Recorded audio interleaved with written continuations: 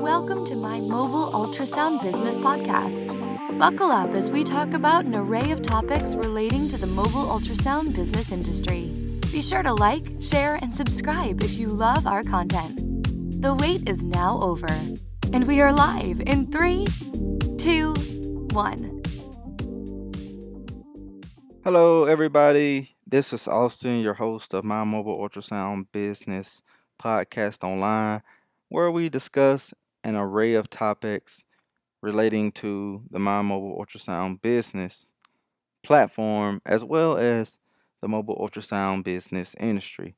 So, today for episode 4, we're going to do something a little different. So, we had a comment on YouTube from a viewer, and the question was, will you talk about how to open a standalone clinic, what's needed, and they also wanted to know how do we do ultrasound screenings or how do we set up an ultrasound screening program. So I replied back to this viewer and said, hey, sure, I would love to discuss these topics. So without going too much in depth, because a lot of this is actually discussed in the mobile ultrasound platform online, which is our program at www.mymobileultrasoundbusiness.com. I'll talk about a few of these in as much detail as I can. So, first, let's talk about the standalone clinic portion. So, basically, when you're talking about doing a standalone clinic, you're going to want to follow the rules and regulations of having a standalone clinic. And usually that means setting up as an IDTF. So you say, what is an IDTF? An IDTF is an independent diagnostic testing facility. So basically, an IDTF is basically kind of like the regulatory way of setting up a standalone imaging center. And IDTFs, they're basically governed, and the oversight comes from CMS, which is the Center for Medicaid and Medicare Services. So basically, that is basically on a government level. So what happens is a lot of insurance companies, they just tend to follow like CMS rules or somewhat close to CMS rules. So most of the time, they're gonna set up according to CMS, because pretty much if you're in compliance with CMS, you're gonna be in compliance with the ability to be able to serve other insurance companies as well, right? So when I say CMS, CMS basically is the governmental organization in the United States that oversees Medicaid and Medicare. They're governmental payers. So when a patient with Medicare or Medicaid comes in for ultrasound, the CMS and Medicare, Medicaid, they're going to pay for their ultrasound. So in return, the IDTF must meet these certain guidelines, rules, regulations, because the money is coming from the government, right?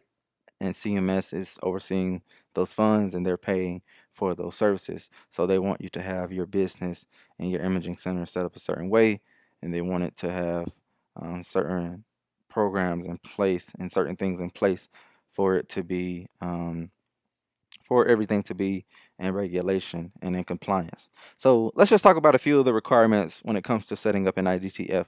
So one of the requirements is that you have to have a medical director in place. And so there's tons and tons of requirements for this, but we'll just talk about a few. So number one, the medical director.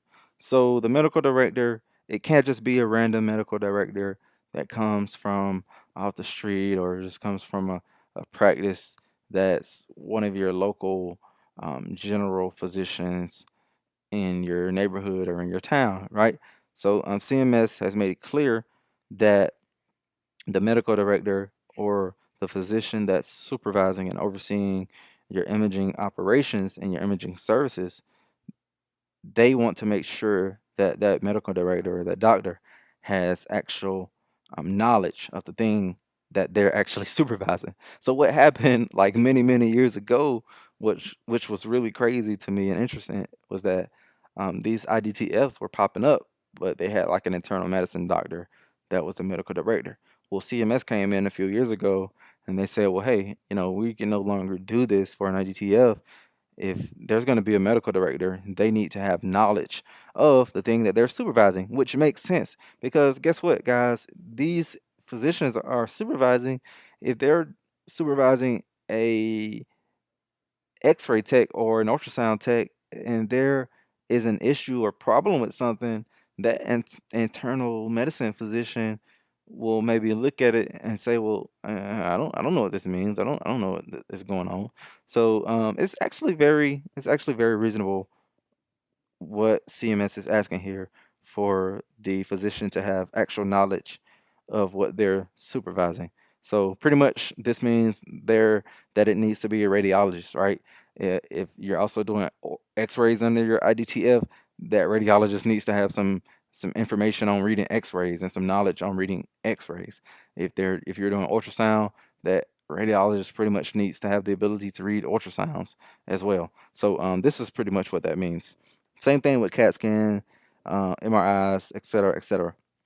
Another requirement that IDTFs require under CMS is that there be a quality assurance program in place.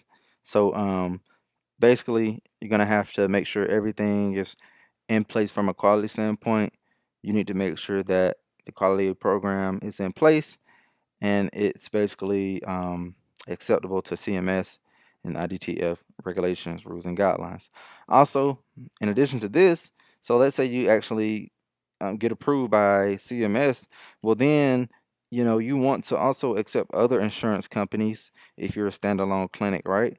So in order to do this, you're gonna have to apply with other insurance companies, other HMOs, other PPOs, other private health insurance companies, and we basically call this getting credentialed. So you'll ask for the application, and you'll fill out the application, and then you'll just wait to hear back from them to see if you're accepted or denied. Sometimes they won't even let you apply because there's already so many providers in the area, and they don't want to flood the market with like hundreds of providers. So that's something to keep in mind, that you may not even get a chance to be accepted by an insurance company just because the number of providers already in the area. So definitely keep that in mind. So also I want to talk about this as well. So one of the things you could do with like as technically a standalone, but you still want to have some medical supervision in place, aka you still want to have a radiologist that you're working with closely on this, is you can offer self-pay ultrasound. So if you're just offering self-pay and you're working closely with a medical director or a physician that's supervising your operations, and you can do this. That class 2 medical device, which is the ultrasound equipment, is going to be under the supervision of the physician, and you can operate this with self-pay exams. You can do screenings, you can do elective ultrasounds, but like I said, you still want to keep your radiologist in close contact and work with them, partner with them on this, and have certain processes in place in case of emergencies, because you always want to be protected. You want to protect yourself, you want to protect your patients and your clients, and you just always want to do things the right way and the compliant way. So that's pretty much how you do that. So the second question, how do you set up screenings? So screenings, if you do it the second way that I taught, you can really do your screenings any way that you would like.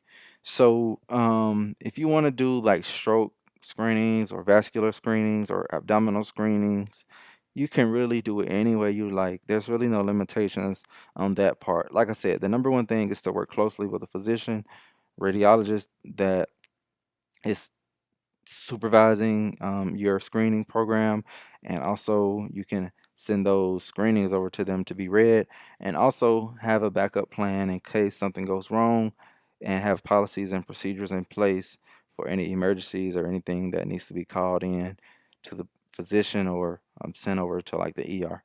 So That's pretty much how you do that. We talk about setting up a screening program more in depth in our mobile ultrasound business program.